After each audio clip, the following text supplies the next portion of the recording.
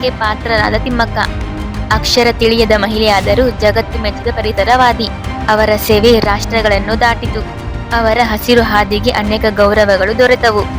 1995ರಲ್ಲಿ ರಾಷ್ಟ್ರೀಯ ಪೌರ ಪ್ರಶಸ್ತಿ, 1997ರಲ್ಲಿ ಇಂದಿರಾ. ಹಾಯ್ ಹಲೋ ನಮಸ್ಕಾರ ಎಲ್ಲರಿಗೂ. ಡಾಕ್ಟರ್ ಚರಿತ್ರೆ ಯೂಟ್ಯೂಬ್ ಚಾನಲ್ಗೆ ಸ್ವಾಗತ. ಬನ್ನಿ ತಿಳಿಯೋಣ ಸಾಲು ಮರದ ತಿಮ್ಮಕ್ಕ ಅವರು ನಡೆದು ಬಂದ ಹಾದಿ, ಅವರು ಪಟ್ಟ ಪರಿಶ್ರಮ ಮತ್ತು ಅವರ ಜೀವನ ಶೈಲಿ, ಅವರ ಸಾಧನೆ. ಜನನ 1911 ಜೂನ್ 30. ಇವರು 1911 ಜೂನ್ 30ರಂದು ಜನಿಸಿದರು. ಅಂದಿನ ಮೈಸೂರು ಸಾಮ್ರಾಜ್ಯದ ಕಕ್ಕೇನಹಳ್ಳಿ ಎಂಬಲ್ಲಿ, ಈಗಿನ ತುಮಕೂರಿನ ಗುಬ್ಬಿ ತಾಲೂಕಿನಲ್ಲಿ ನಿಶಬ್ದ ಬೆಳಗಿನ ಜಾವದಲ್ಲಿ ಒಬ್ಬ ಸಾಮಾನ್ಯ ಹುಡುಗಿ ಜನಿಸಿದರು. ಇವರಿಗೆ 3 ಸಹೋದರರು, 2 ಸಹೋದರಿಯರು ಇದ್ದರು. ಇವರದು ದಲಿತ ಸಮುದಾಯವಾಗಿತ್ತು. ಇವರು ಕಡು ಬಡತನದಿಂದ ಬೆಳೆದರು. ಶಿಕ್ಷಣದ ಅಭಾವ ಆದರೂ ಅವರ ಮನಸ್ಸು ದೊಡ್ಡದು. ಬಾಲ್ಯದಿಂದಲೇ ಅವರ ತಂದೆಯ ಜೊತೆ ದಿನಗೂಲಿ ಕೆಲಸ ಮಾಡಿ ಜೀವನವನ್ನು ಶ್ರಮದಿಂದ ಕಟ್ಟಿಕೊಂಡವರು. ತುಮಕೂರಿನ ಗುಬ್ಬಿ ತಾಲೂಕಿನಲ್ಲಿ ಜನಿಸಿದ ತಿಮ್ಮಕ್ಕ ಅವರು ಮಾಗಡಿ ತಾಲೂಕಿನ ಹುಲಿಕಲ್ ಗ್ರಾಮದ ಚಿಕ್ಕಯ್ಯ ಎನ್ನುವ ಒಬ್ಬ ಸಾತ್ವಿಕ, ಶಾಂತ ಹೃದಯದ ವ್ಯಕ್ತಿಯನ್ನು ಮದುವೆಯಾದರು.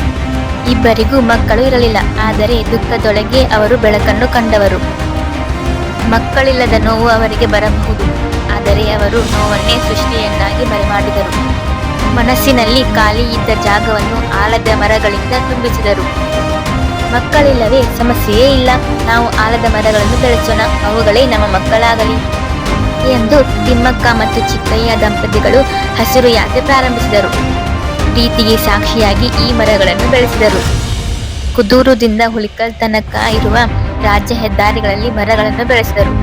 ಮೊದಲನೇ ವರ್ಷ 10 ಆಲದ ಸಸಿಗಳು, 2ನೇ ವರ್ಷ 15 ಸಸಿಗಳು, 3ನೇ ವರ್ಷ 20 ಸಸಿಗಳನ್ನು ಬೆಳೆಸಿದರು.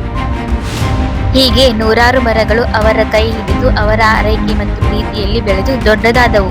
ನೀರು ಇಲ್ಲದ ಕಾಲದಲ್ಲಿ 4 ಕಿಲೋಮೀಟರ್ ನಡೆದು ಬಿಂದಿಗೆಗಳಲ್ಲಿ ನೀರು ತಂದು ಪ್ರತಿ ಸಸಿಗೂ ಜೀವ ತುಂಬಿದ ದಂಪತಿಗಳು. ಮೇವಿನ ಜಾನುವಾರುಗಳು ಕಾಟ ಕೊಟ್ಟರೆ ಸಸಿಗಳ ಸುತ್ತ ಮುಳ್ಳು ಬೇಲಿಯನ್ನು ಹಾಕಿ ಸಸಿಗಳನ್ನು ಕಾಪಾಡುತ್ತಿದ್ದರು. ಬಿಸಿಲು, ಮಳೆ, ಗಾಳಿ ಮೇಲೆ ಏರಿದರೂ ತಿಮ್ಮಕ್ಕ ಮತ್ತು ಚಿಕ್ಕಯ್ಯ ಅವರ ಹಸಿರು ಕನಸು ಮಾತ್ರ ಯಾವತ್ತೂ ನಿಲ್ಲಲಿಲ್ಲ. 1991ರಲ್ಲಿ ಚಿಕ್ಕಯ್ಯ ಅವರು ಅನಾರೋಗ್ಯ ಕಾರಣದಿಂದ ವಿಧಿವಶರಾದರು. ತಿಮ್ಮಕ್ಕರ ಮರಗಳು ಅವರಿಬ್ಬರ ಪ್ರೀತಿಯ ನೆನಪುಗಳಾಗಿ ಇಂದಿಗೂ ನಿಂತಿವೆ. ಅರಣ್ಯ ಇಲಾಖೆ ಸುಪತ್ರಿಗೆ ಮರ, ಕೊಂಬೆ ಕಟ್ಟಿದ ಗಂಡನ ಬಂಧನ. ತಿಮ್ಮಕ್ಕ ಮತ್ತು ಗಂಡ ನೆಟ್ಟು ರಕ್ಷಿಸಿದ ಗಿಡ ಮರಗಳು 1970ರ ದಶಕದಲ್ಲಿ ಅರಣ್ಯ ಇಲಾಖೆ ಸುಪತ್ರಿಗೆ ಹೋದವು. ಪ್ರಧಾನಿ ದೇವೇಗೌಡರಿಂದ ಪ್ರಶಸ್ತಿ, ವೃಕ್ಷ ಮಾತೆಗೆ ಸಾಲು ಸಾಲು ಗೌರವ.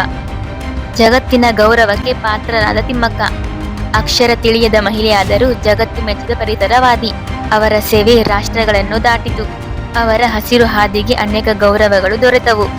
1995ರಲ್ಲಿ ರಾಷ್ಟ್ರೀಯ ಪೌರ ಪ್ರಶಸ್ತಿ, 1997ರಲ್ಲಿ ಇಂದಿರಾ ಪ್ರಿಯದರ್ಶಿನಿ ವೃಕ್ಷ ಮಿತ್ರ ಪ್ರಶಸ್ತಿ, 2010ರಲ್ಲಿ ನಾಡೋಜ ಪ್ರಶಸ್ತಿ, 2019ರಲ್ಲಿ ಪದ್ಮಶ್ರೀ ಪ್ರಶಸ್ತಿ, 2020ರಲ್ಲಿ ಗೌರವ ಡಾಕ್ಟರೇಟ್ ಪ್ರಶಸ್ತಿಗಳು ದೊರೆತವು. ಪ್ರತಿಯೊಂದು ಪ್ರಶಸ್ತಿಯ ಹಿಂದೆ ಮಣ್ಣು, ಗಾಳಿ, ನೀರು, ಪ್ರಕೃತಿ ಇವುಗಳಿಗೆ ಮಾಡಿದ ತಿಮ್ಮಕ್ಕ ಅವರ ಮೌಲ್ಯಮಯ ಸೇವೆಯೇ ಕಾರಣ. 2025ರಲ್ಲಿ ನಿಧನ. ಕೊನೆಯ ಆಸೆ ಏನು? 2025ರ ನವೆಂಬರ್ ಮೊದಲ ವಾರದಲ್ಲಿ ತಿಮ್ಮಕ್ಕ ಅವರ ಆರೋಗ್ಯ ಹದಗೆಟ್ಟಿತು. ಬೆಂಗಳೂರಿನ ಆಸ್ಪತ್ರೆಯಲ್ಲಿ ಚಿಕಿತ್ಸೆ ಪಡೆಯುತ್ತಿದ್ದ ತಿಮ್ಮಕ್ಕ ಅವರು ನವೆಂಬರ್ 14 ತಾರೀಕು ಕೊನೆಯುಸಿರೆಳೆದರು. ಇವರಿಗೆ 114 ವರ್ಷ ವಯಸ್ಸಾಗಿದ್ದು, ಇಂಥ ತಿಮ್ಮಕ್ಕ ಹಾಸನದ ಬೇಲೂರಿನಲ್ಲಿ ವಸ್ತು ಸಂಗ್ರಹಾಲಯ ನಿರ್ಮಾಣ ಮಾಡಬೇಕು ಮತ್ತು ಹುಲಿಕಲ್ನಲ್ಲಿ ಹೆರಿಗೆ ಆಸ್ಪತ್ರೆಯನ್ನು ನಿರ್ಮಿಸಬೇಕು ಎಂಬ ಆಸೆಗಳನ್ನು ಹೊತ್ತಿದ್ರು. ಇವರ ಆತ್ಮಕ್ಕೆ ಶಾಂತಿ ಸಿಗಲಿ. ಅವರು ನೆಟ್ಟ ಮರಗಳು, ಅವರು ಬಿತ್ತಿದ ಆಲೋಚನೆ, ಅವರು ಬದುಕಿದ ಹಸಿರು ದಾರಿ ಇವು ಎಲ್ಲವೂ ಇಂದಿಗೂ ಪ್ರತಿ ಕನ್ನಡಿಗರ ಹೃದಯದಲ್ಲಿ ಜೀವಂತವಿದೆ. ಸಾಲು ಮರದ ತಿಮ್ಮಕ್ಕ ಅವರು ಮರಗಳನ್ನು ಮಕ್ಕಳಂತೆ ಬೆಳೆಸಿದ ಮಹಿಳೆ. ಮಾತು ಕಡಿಮೆ, ಕೆಲಸ ಹೆಚ್ಚು, ಕೀರ್ತಿ ಹುಡುಕದೆ ಸೇವೆ ಮಾಡಿದವರು. ಈ ಭೂಮಿಗಿಂತ ಅತ್ಯುತ್ತಮವಾದ ಸ್ಥಳ ಬೇರೊಂದಿಲ್ಲ. ಆದ್ದರಿಂದ ಶ್ರಮವಾದರೂ ಸರಿಯೇ ನಮ್ಮ ಭೂಮಿಯನ್ನು ರಕ್ಷಿಸೋಣ. ನಾವು ಪರಿಸರವನ್ನು ಕಾಪಾಡಿದರೆ ಪರಿಸರ ನಮ್ಮನ್ನು ಕಾಪಾಡುತ್ತವೆ. ಈಗಿನ ಸದ್ಯದ ಪರಿಸ್ಥಿತಿಯಲ್ಲಿ ಪರಿಸರವು ನಾಶವಾಗುತ್ತಿದೆ. ಅದನ್ನು ಉಳಿಸಿ ಬೆಳೆಸಿಕೊಳ್ಳುವ ಜವಾಬ್ದಾರಿಯೂ ನಮ್ಮದಾಗಿದೆ. ಮನೆಗೊಂದು ಮರ, ಮನಸ್ಸಿಗೊಂದು ನೆಮ್ಮದಿ. ಗಿಡ ನೆಟ್ಟು ಧರೆಯ ಗಟ್ಟಿತನವನ್ನು ಸಾರೋಣ. ಇದು ಸಾಲು ಮರದ ತಿಮ್ಮಕ್ಕ ಅವರ ಜೀವನದ ಸಣ್ಣ ಕಿರುಪರಿಚಯವಾಗಿತ್ತು. Thank you all. ನಿಮ್ಮ ಮುಂದೆ ಮತ್ತಷ್ಟು ಮೋಟಿವೇಶನಲ್ ವಿಡಿಯೋಗಳನ್ನು ತರ್ತೀನಿ. ಲೈಕ್ ಆ್ಯಂಡ್ ಸಬ್ಸ್ಕ್ರೈಬ್ ಮಾಡಿ.